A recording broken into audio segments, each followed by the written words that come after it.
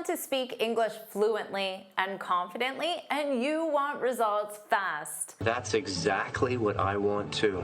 I've been helping students improve their English for the last 10 years.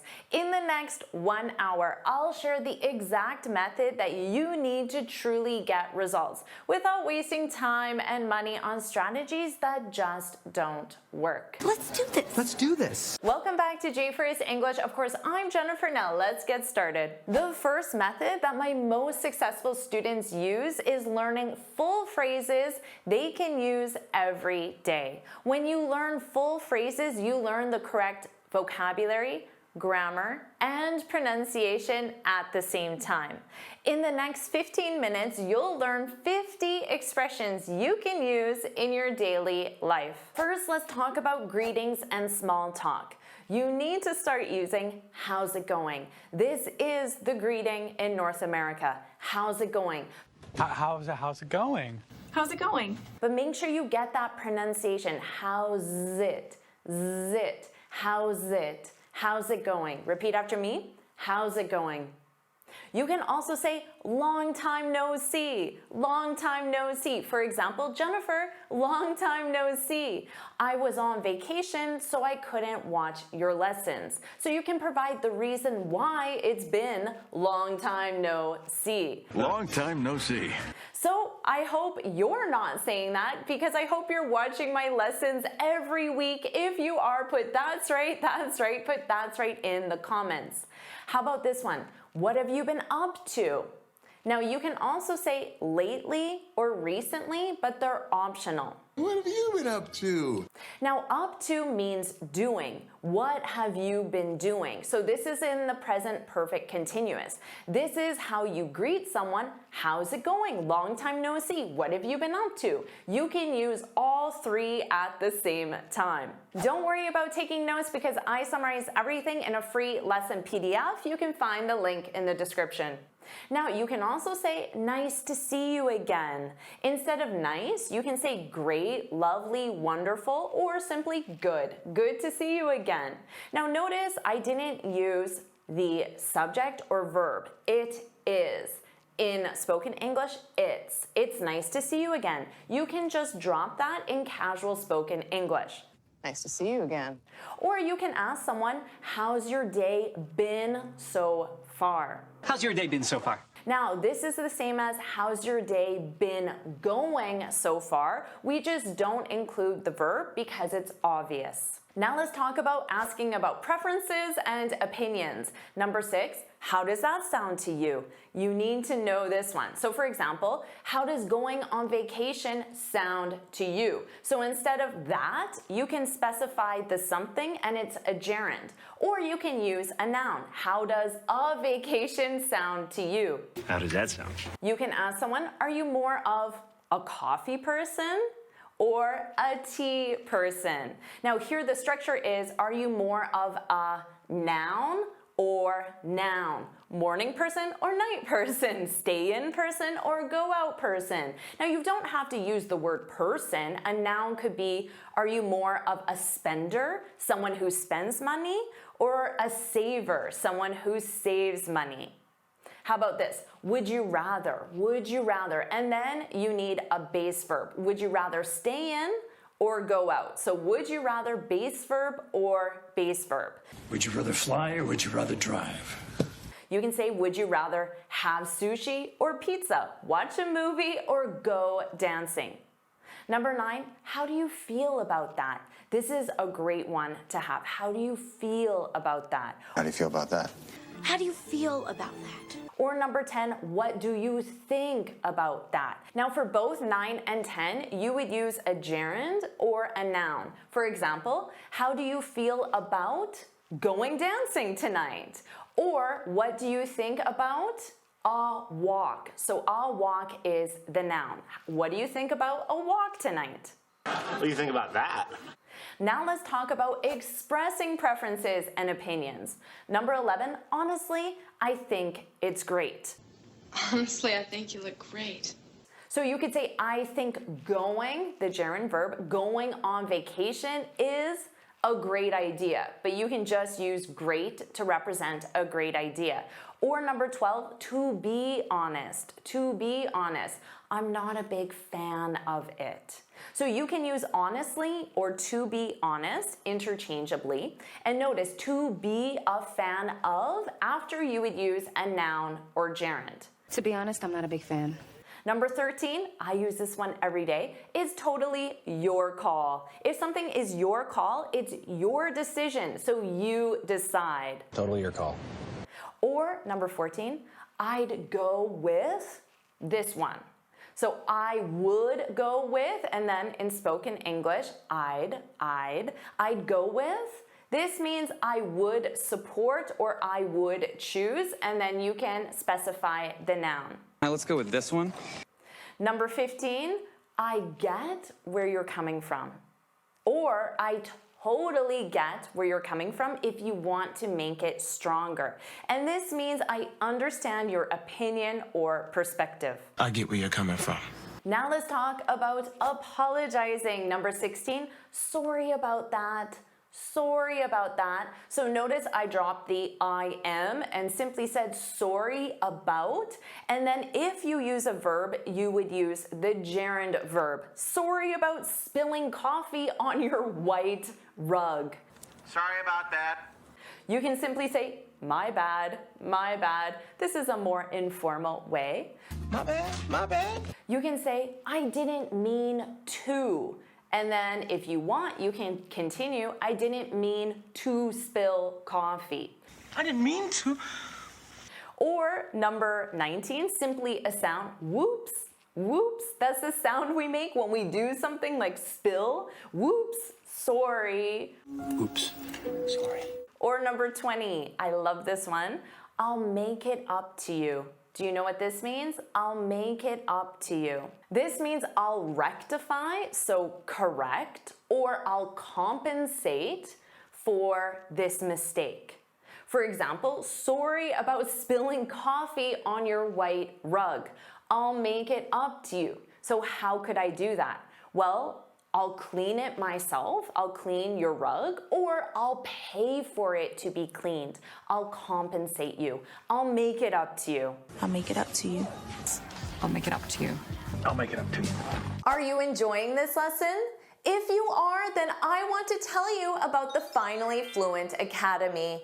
This is my premium training program where we study native English speakers from TV, movies, YouTube, and the news so you can improve your listening skills of fast English, expand your vocabulary with natural expressions, and learn advanced grammar easily. Plus, you'll have me as your personal coach. You can look in the description for the link to learn more, or you can go to my website and click on Finally Fluent Academy. Now let's continue with our lesson. Now let's talk about saying thank you. Number 21, thanks a bunch. A bunch. This is a casual and friendly way to say thank you or thank you so much. Thanks a bunch. Number 22, I really appreciate it. So notice here, you don't use the words thank you, it's implied. I really appreciate it. I really appreciate it. Number 23, you're the best. Thanks. Or you can just say, you're the best. This is one of my personal favorites. Thank you. You're the best best. Number 24, I can't thank you enough. This sounds like a strong thank you. I can't thank you enough. It's like saying thank you very much. And my absolute personal favorite is number 25, you rock. You rock. Just do not say you are rock because the sentence structure is to rock. You rock. You rock. Put that in the comments. You rock. You rock! Let's move on and talk about reacting to news and surprises. Number 26. Are you serious? Are you serious? You can also simply say seriously or really. It's seriously? Are you serious? Number 27, no way, no way. Remember, this is news or surprise, so you need to add some enthusiasm. No way. No way, no way, no way. 28, that's unbelievable. That's unbelievable. This is an alternative to saying, I can't believe it. That's unbelievable. That's unbelievable. Number 29, you've got to be kidding me. You've got to be kidding me. You've got to be kidding me. Or number 13, wow, I didn't see that coming. I love this one. Wow, I didn't see that coming. You could also say, no way, I didn't see that coming. Or seriously, I didn't see that coming. And to not see something coming means you were not expecting it. Just know that all of these expressions can be used for positive or negative surprises. It depends on the context. For example, you bought me a new car. That's very positive, right? I just got a new car for free. You bought me a new car. Wow, I didn't see that coming. I didn't expect it. Or how about this? You're breaking up with me?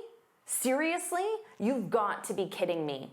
So if you're breaking up with me, it means you're ending our romantic relationship. You've got to be kidding me. So that's a negative. Or how about this? You got fired. I can't believe it. That's terrible. I'm so sorry. Or you got promoted. I can't believe it. That's incredible. Congratulations. So again, it depends on context how you use these. Wow, I didn't see that coming. Now let's talk about making social plans. 31, are you free tonight? So, are you free tonight? Do you want to hang out this weekend? Do you want to hang out this weekend? So to hang out, this means to spend time together socially. 33, let's get together this weekend. So the phrasal verb to get together means to come together as a group. Or how about this? How about we grab coffee after work? So here, grab is an informal way of saying get or have, but it is extremely common. Now you grab a meal, a food item, or a drink item. For example, let's grab lunch today, a meal. Or are you free to grab a bite? A bite represents food. Are you free to grab a bite tonight? How about we go grab some coffee? Number 35, we need to catch up. Wow, we need to catch up. To catch up, this means to spend time sharing news and information. So I could say, we need to catch up. Are you free tonight? Now let's talk about asking for help. Could you give me a hand with this? Give me a hand with this, Dallas. Or you can say, can you lend me a hand? Now, after with, you would use a noun or a gerund. So you can say could or can. Could is slightly more formal.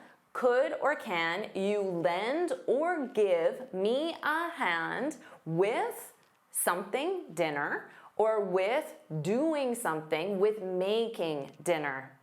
Number 38, do you mind? Notice we need the gerund. Do you mind driving me to the airport? You can also say, would you mind doing, gerund, doing me a favor? Notice that collocation, you do someone a favor. Number 40, I could really use your help. This sounds like a serious request. Hey, could you do me a favor? Would you do me a favor? Now let's talk about offering help. 41, let me know if you need a hand. A hand means help or any help. Just let me know if you need a hand.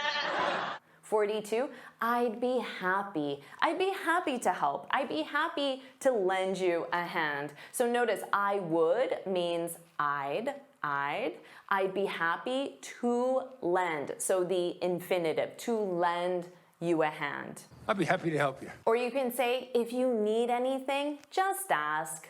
If you need anything, just ask. I'm here if you need anything. This sounds very inviting. I'm here. I'm here if you need anything, or I'm here if you need me. If you need anything, I'm here, okay? Number 45, don't worry, I've got your back. Don't worry, I got your back. This sounds the most supportive. Don't worry, I've got your back. This means I'm here to support you, I'm here to help you, and it sounds very strong. I've got your back. Let's talk about saying goodbye. You can say bye and then add on take care, or you can just say take care. Take care.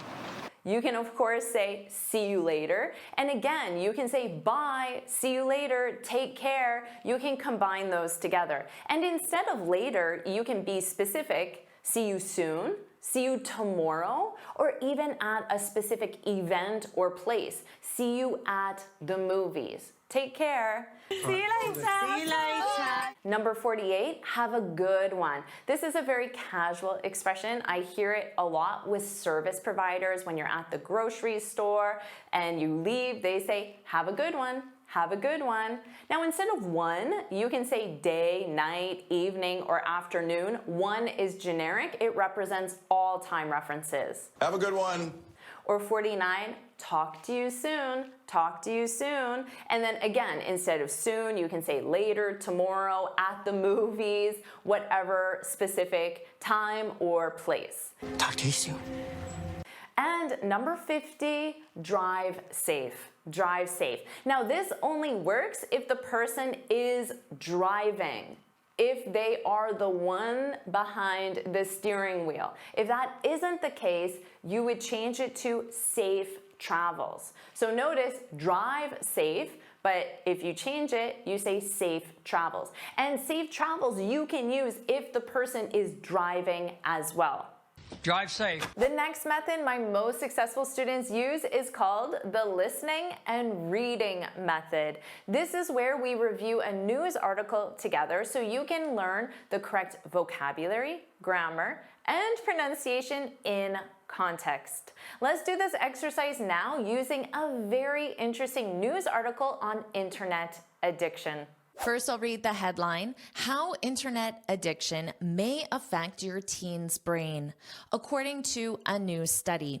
Who is your teen? Or what is a teen? Who or what is a teen, and in this case, your teen? Do you know? A teenager is a person aged 13 to 19. So those are the teens. The first teen is 13, 12, 13, and the last teen is 19, 20.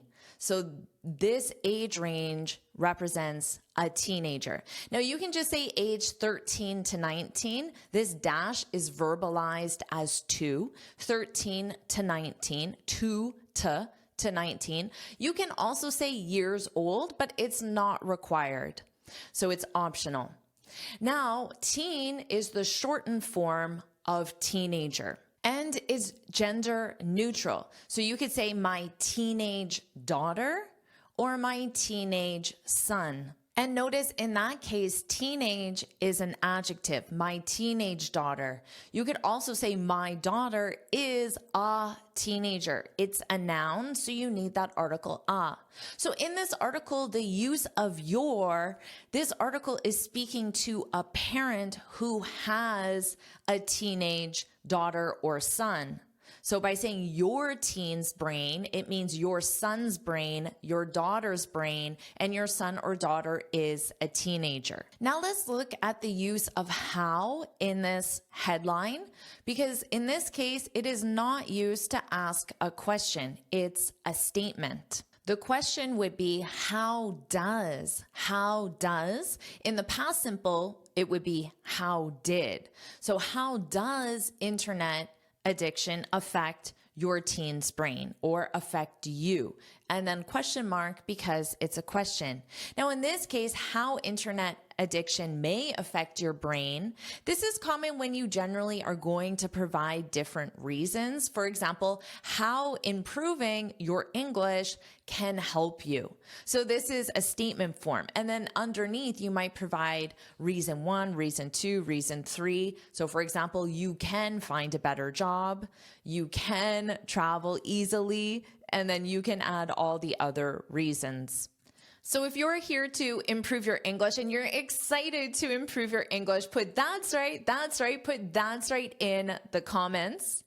And don't worry about taking these notes because I summarize everything in a free lesson PDF. You can find the link in the description. Now let's continue with the article.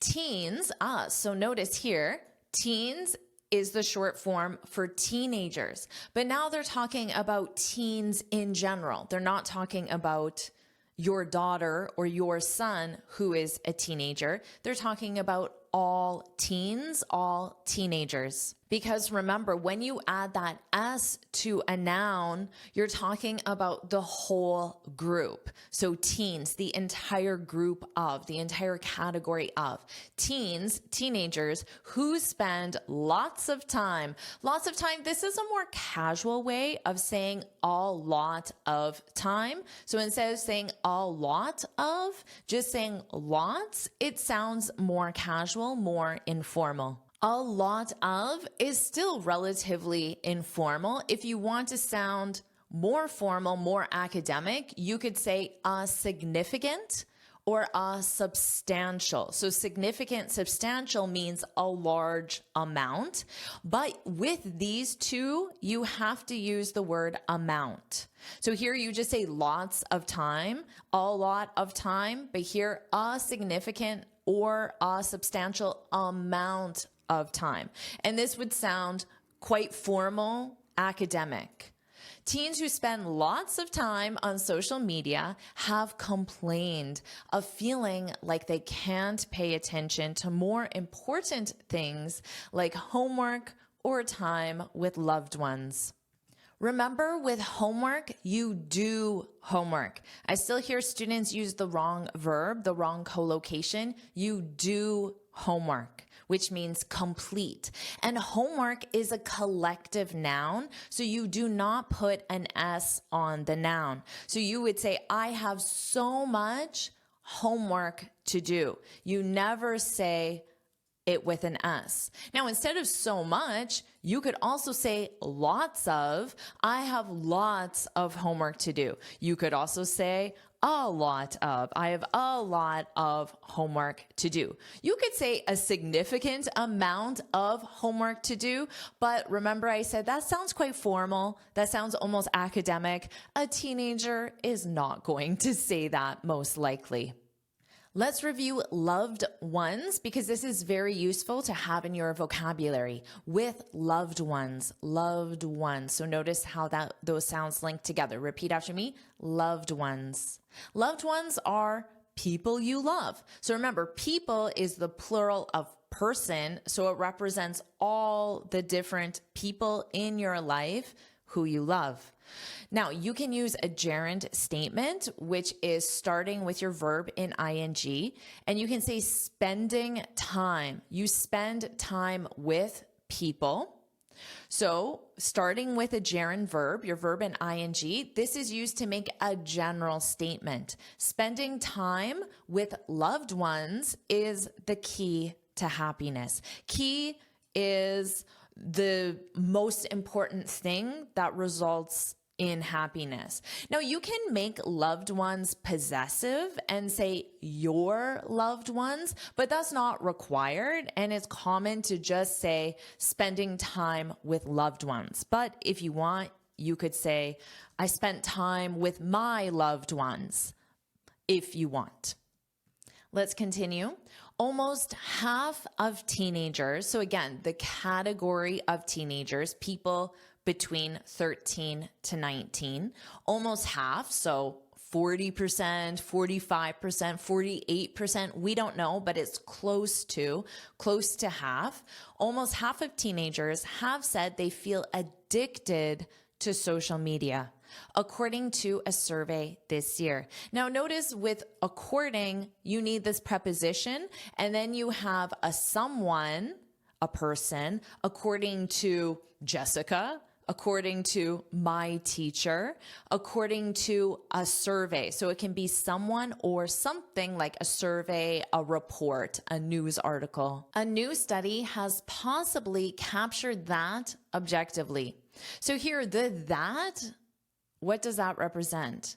Has possibly captured that. That being the fact that teenagers are addicted to social media and have problems paying attention to their homework. All of what we previously discussed is summarized as that. A new study has possibly captured that objectively. Objectively means there is now facts or evidence. But notice it says possibly, has possibly captured. Without this word, possibly, has captured, it sounds like fact.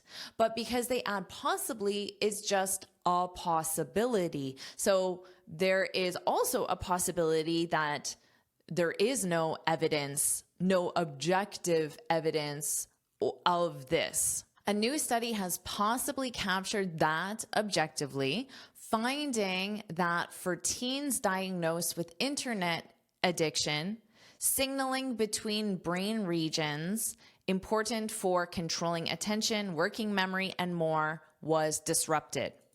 Okay, so finding, in this case, that is optional. It doesn't represent anything. So sometimes the word that can represent a lot of information, and other times it's literally meaningless and can be omitted. Finding for teens diagnosed. It's like when you say, I think that.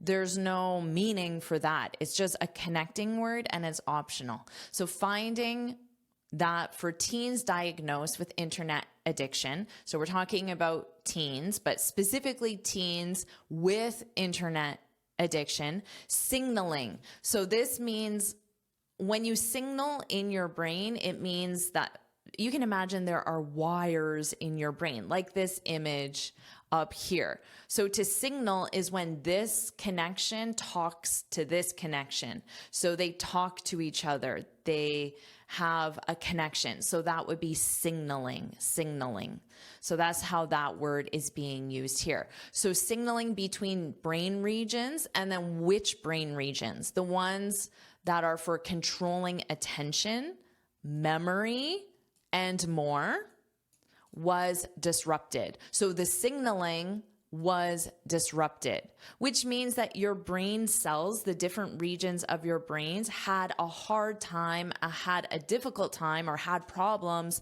communicating with each other, connecting with each other. And here, disrupted, you can think of it as negatively impacted or simply not working properly. Now, said another way, teens with internet addiction have a hard time or have a difficult time focusing. So what do you notice here? You need the verb and ing. This is a very common gerund expression that I hear a lot of mistakes with. So just remember, when you have, and then there's an adjective, hard, difficult, and then the word time. You could even use a positive adjective. We had a great time preparing for the party, for example. So it's have a adjective time. That's a gerund expression. Now you could also use have trouble, and then you use the gerund. So teens with internet addiction have trouble focusing. So both of these are very common gerund expressions that you can start using today. Let's continue. The findings are from a review. So the findings represent the information they found in the study.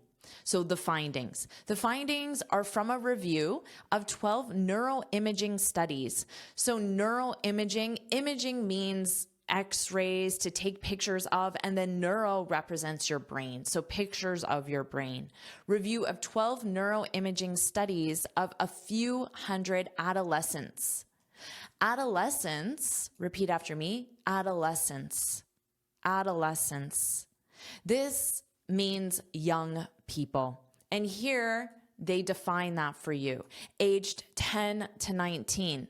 Now they had to change the word from teenager to adolescent because teenager starts at 13. So from 10, 11, 12, you are not a teenager. That is not the definition. So because it started at 10, they had to use a different word choice instead of teenager, and they used adolescence. And remember, by adding the S, you mean the entire category of adolescents aged 10 to 19. And then from 2013, so this is the date range for the study. So there was an age range and a date range from 2013 to 2022. And a few hundred, we don't know how many that is. A few is more than two, because if it were two, they'd say a couple hundred. So I don't know how many it is, but I know it's 300 or more. So maybe 300 or 400, 500. That would be my guess based on what this word means. Let's continue. The behavioral addiction brought on by excessive internet use. So here, this phrasal verb brought on, brought is the past simple of bring, brought on by. If something is brought on by, it means that it caused it to happen. Let's review this example. The fire was brought on by old paint cans in the basement. So the fire was caused by. This is the passive form because the active form, the subject is the old paint cans. The old paint cans, where are they located? In the basement. The old paint cans caused the fire. Brought on the fire, you could say as well, using brought on in the active form. Now, in our sentence, notice that there is no verb to be. That's because it's using that information as more descriptive. So the fire brought on by old paint cans in the basement destroyed the home. So I could remove this entire part. The fire destroyed the home. But I'm giving more information. The fire brought on by old paint cans in the basement. Sometimes you see this information between two commas, which lets you know that this entire part can be removed. But if you don't see it by commas when you read it, you just have to understand where the information is. So the behavioral addiction brought on by excessive internet use caused the addiction, has become a rising source of concern. So here you could say the behavioral addiction has become a rising source of concern. And then this is just the additional information telling you where the addiction came from. What was it caused by?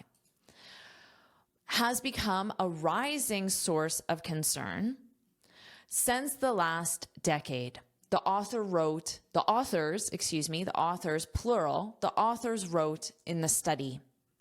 Let's review this since the last decade.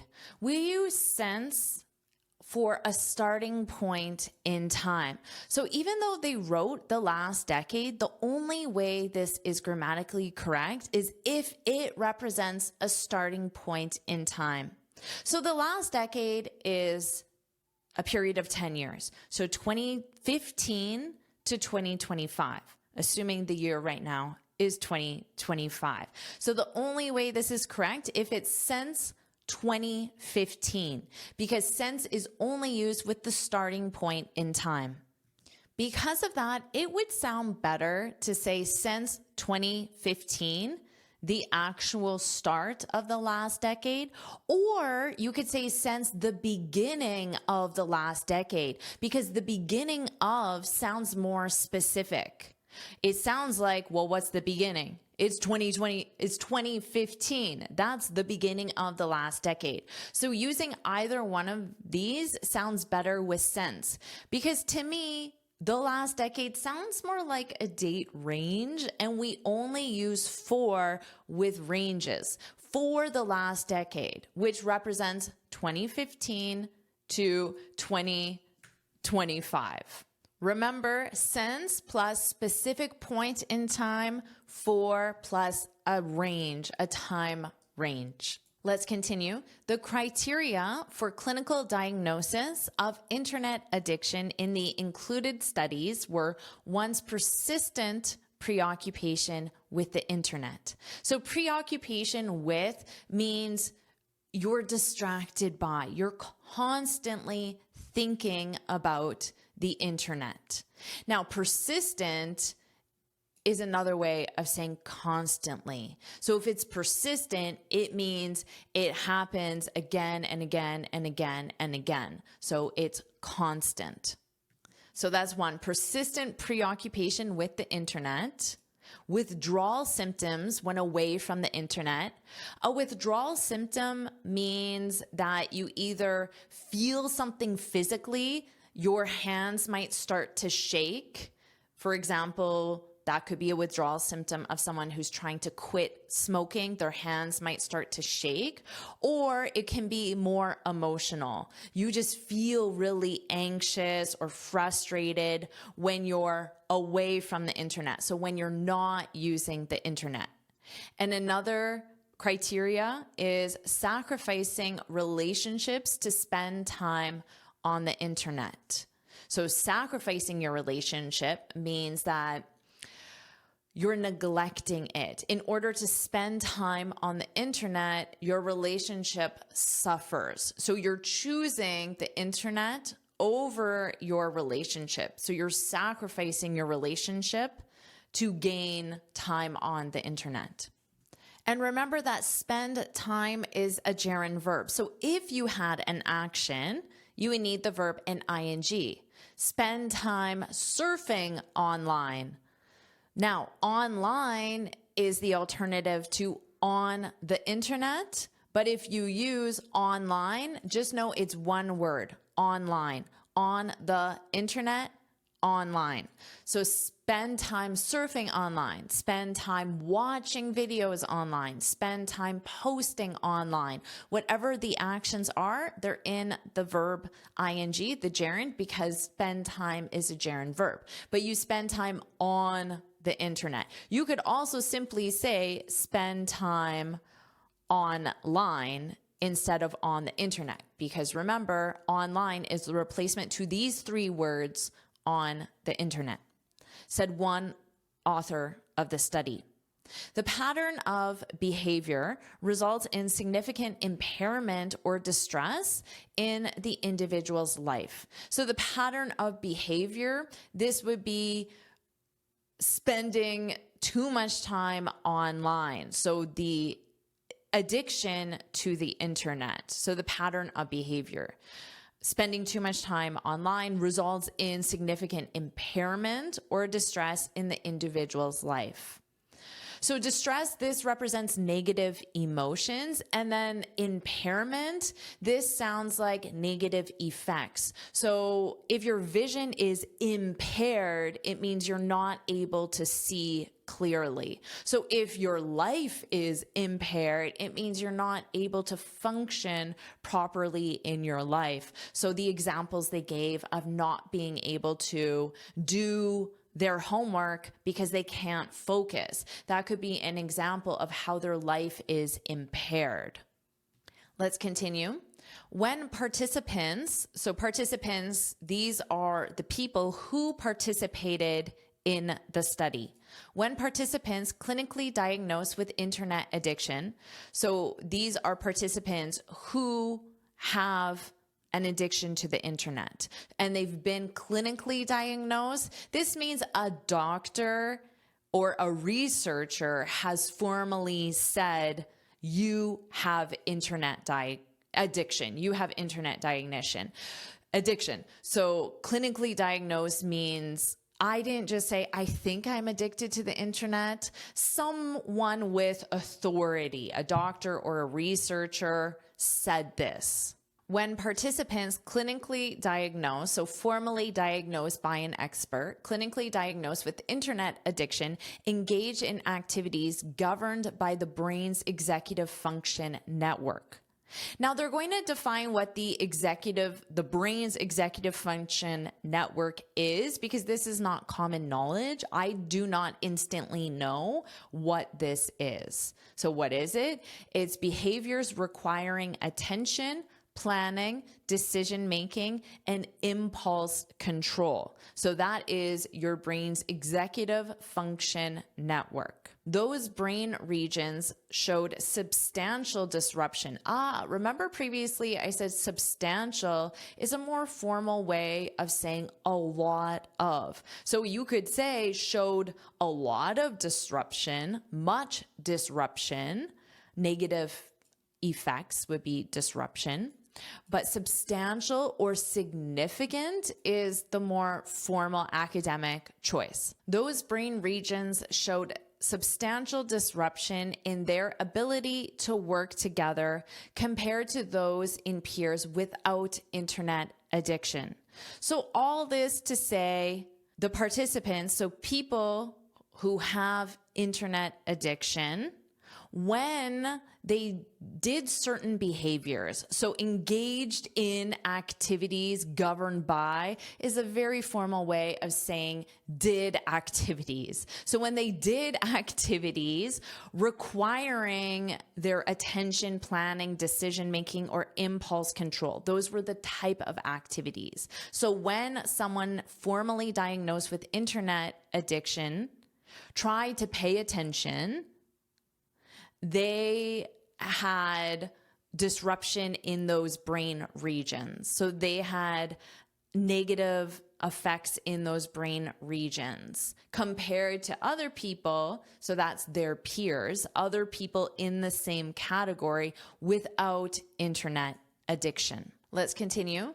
The authors think such signaling changes, so remember, signaling is just how those wires in your brain connect or communicate with each other.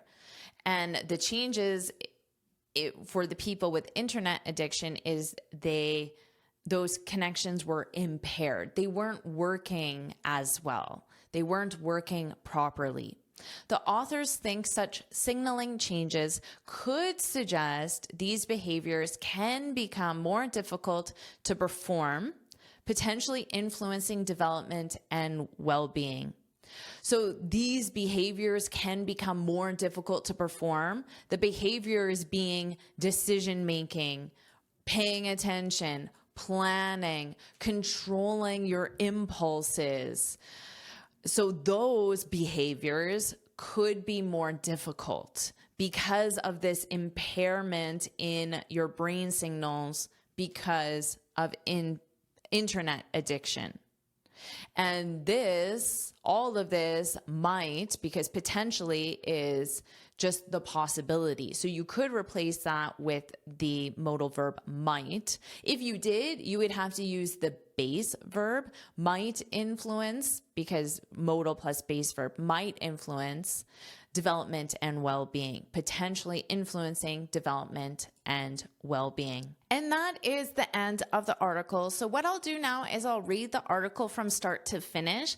And I also recommend that you read this article again because there is a lot of complicated language, but you can summarize it in an easy to understand everyday terms. So that could be a great exercise for you to read a paragraph and then try to summarize it in everyday language as if you were explaining it to a teenager. So someone who has a lower reading level. So that's a great activity to do. So now I'll read it from start to finish. How internet addiction may affect your teen's brain, according to a new study. Teens who spend lots of time on social media have complained of feeling like they can't pay attention to more important things like homework or time with loved ones. Almost half of teenagers have said they feel addicted to social media, according to a survey this year. A new study has possibly captured that objectively, finding that for teens diagnosed with internet addiction, signaling between brain regions important for controlling attention, working memory, and more was disrupted. The findings are from a review of 12 neuroimaging studies of a few hundred adolescents aged 10 to 19 from 2013 to 2022. The behavioral addiction brought on by excessive internet use has become a rising source of concern since the last decade, the authors wrote in the study. The criteria for clinical diagnosis of internet addiction in the included studies were one's persistent preoccupation with the internet, withdrawal symptoms when away from the internet, and sacrificing relationships to spend time on the internet, said one author of the study. The pattern of behavior results in significant impairment or distress in the individual's life. When participants clinically diagnosed with internet addiction engage in activities governed by the brain's executive function network, behaviors requiring attention, planning, decision-making, and impulse control, those brain regions showed substantial disruption in their ability to work together, compared to those in peers without internet addiction. The authors think such signaling changes could suggest these behaviors can become more difficult to perform, potentially influencing development and well-being. Now finally, my best students have simple yet powerful daily habits. These are small actions they take every day to help them make progress. I'll share 5 daily habits you can add to your daily routine starting this week. And they only take 10 minutes per day. Habit number 1, think in English during everyday activities. One of the most powerful habits to become fluent fast is to practice your English during routine activities. I'm sure you're busy and have limited time to learn English. So use your routine moments to practice your English. And you have routine moments every day. So this habit can easily add 30 minutes or more of English practice to your daily routine. Think about all the things you do every day that don't require a lot of conscious effort. Maybe it's washing your face, making your breakfast, vacuuming, or of course commuting. Use these boring moments to practice your English. Every morning you probably make coffee or make breakfast. As you pick up your coffee mug, think to yourself in English, I'm picking up my coffee mug. I'm pouring coffee into my mug. This coffee smells amazing. Your goal isn't to make complex sentences. Your goal is to make basic observations in English. As this habit becomes easier and easier, you can make your ideas more complex. Or practice switching verb tenses. For example, yesterday's coffee took longer to make than today's coffee. Or, I prefer light roast coffee because it better highlights the subtle, complex flavors. Remember that for this activity to become a habit, it needs to be done consistently. As a bonus tip, identify a certain time of day for this habit. Start by thinking in English as you're making coffee. Then in 1 week, you can add on thinking as you're grocery shopping. And in another week, you can add on thinking as you're cleaning your house. You can set a daily reminder on your phone or put a sticky note next to your favorite coffee cup as a reminder. If you're ready to start thinking in English today, comment coffee, coffee, comment coffee, so I know you're committed. Put coffee in the comments now. This habit is so powerful because the more you think in English, the more likely you'll be able to open your mouth and form sentences in English without first translating in your head. So again, comment coffee if you're committed to this powerful daily habit. Habit number 2, listen to native speakers every day. This may seem like an obvious habit, and right now you're listening to me, a native speaker, and you probably listen to my videos or other English teachers every day, right? But that's not what I'm talking about with this habit. I want you to listen to native speakers in a natural context, because right now we're in a classroom. We're not in the real world. You're not listening to me have a conversation with my family, friends, or with my coworkers. For habit number 2, you'll listen to native speakers in the real world every day. You can simply watch a YouTube video on a non-English learning topic. Watch the news, watch 5 minutes of a TED Talk, watch 5 minutes of the show Friends or whatever your favorite TV show is. This is an amazing daily habit because you'll improve all areas of your English. You'll improve your listening skills. You'll learn new vocabulary and sentence structure, and you'll learn natural pronunciation. Keep in mind that there's a big difference between active practice and passive practice.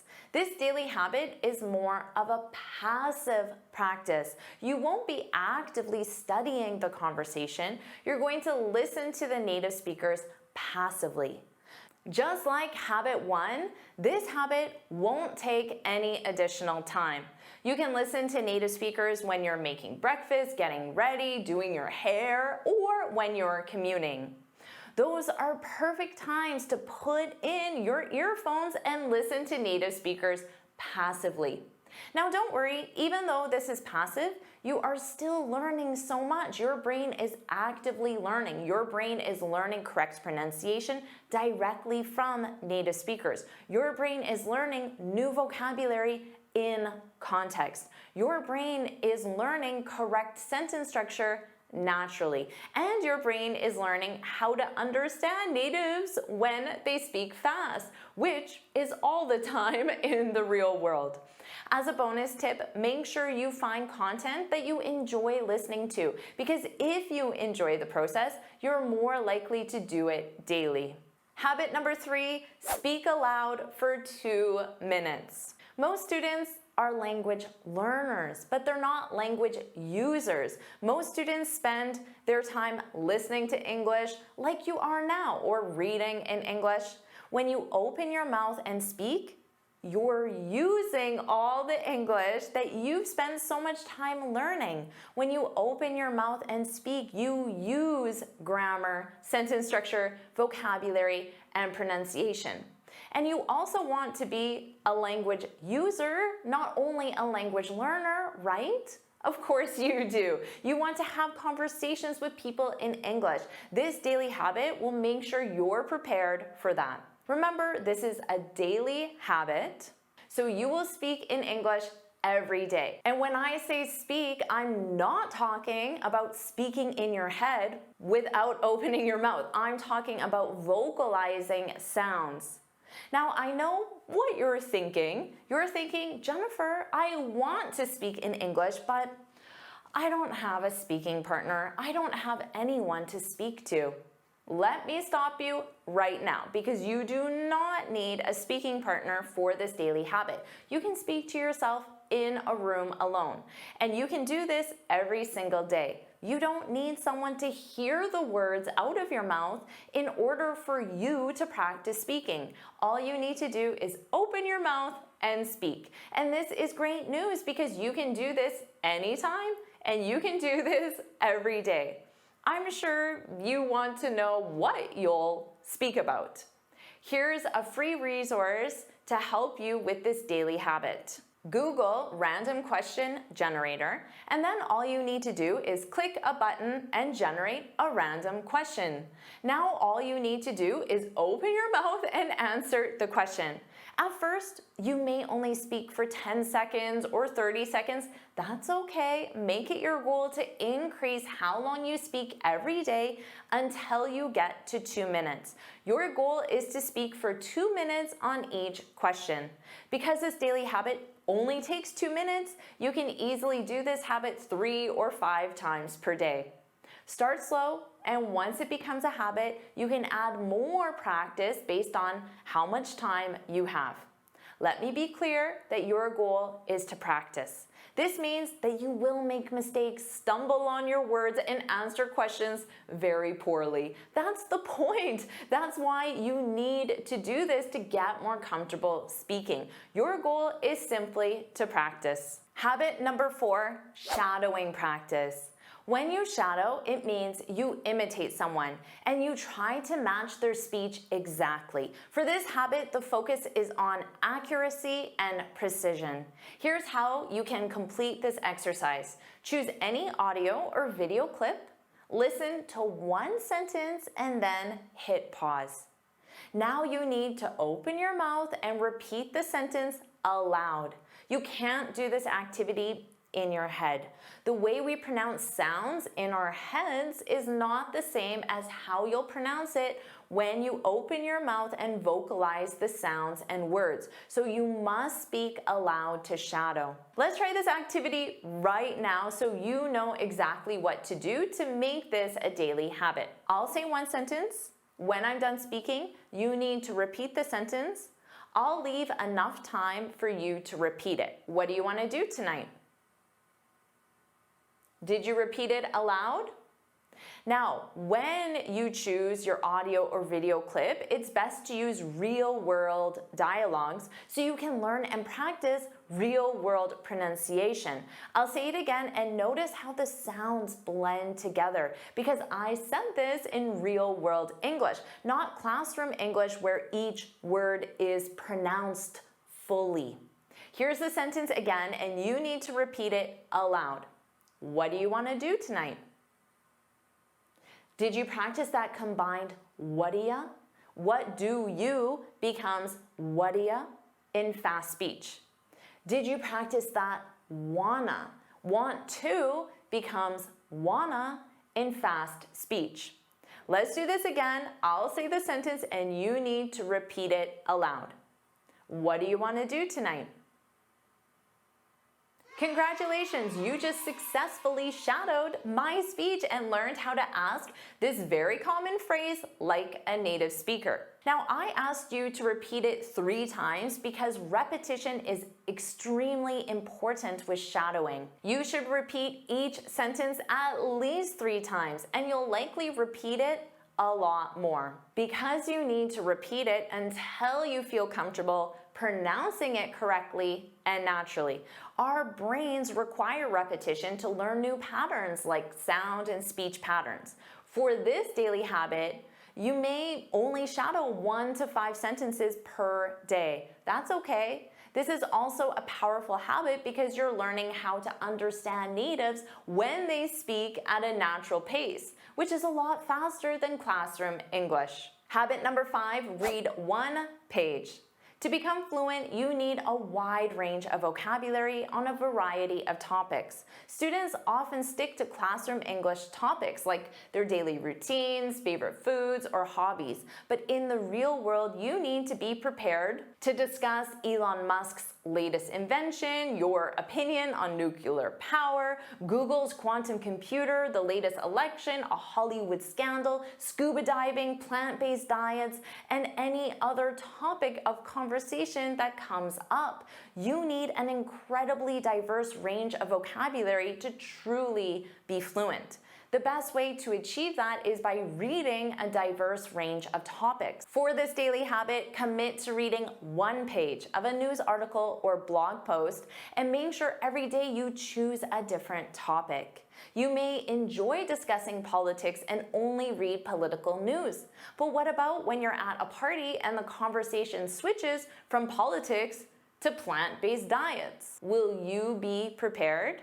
And when you read, don't just learn the individual words. Learn those words in context and make sure you learn how to take that word and use it in a full grammatical sentence. Since you're reading, you also need to make sure you're learning the correct pronunciation, so make sure you use an audio dictionary so you can use your new vocabulary confidently in spoken English. To help you with this, you can use my playlist, Learn English with the News. Every Monday, I post a new lesson where we review a news article together, and I always choose diverse topics to expose my students to a wide range of vocabulary.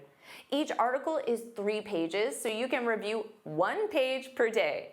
And I have a library of videos, so you can spend all year learning with this playlist. Habit number 6, write 1 page. Writing is a powerful way to add new words, phrases, and grammatical structures to your permanent memory. Your brain needs a lot of repetition to permanently learn new information. For this habit, you should write based on what you read in habit 5. You can summarize what you read. You can share your opinion on what you just read. You can form sentences using the new vocabulary you learned. You don't have to write a 1-page story. You can write 1 page that contains individual sentences that aren't related to each other. Although you certainly can write a 1-page story if that interests you.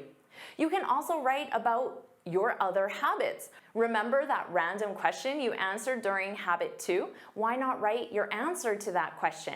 You can generate new questions using the same website for habit number 6. Or why not write down the simple observations you made during habit number 1?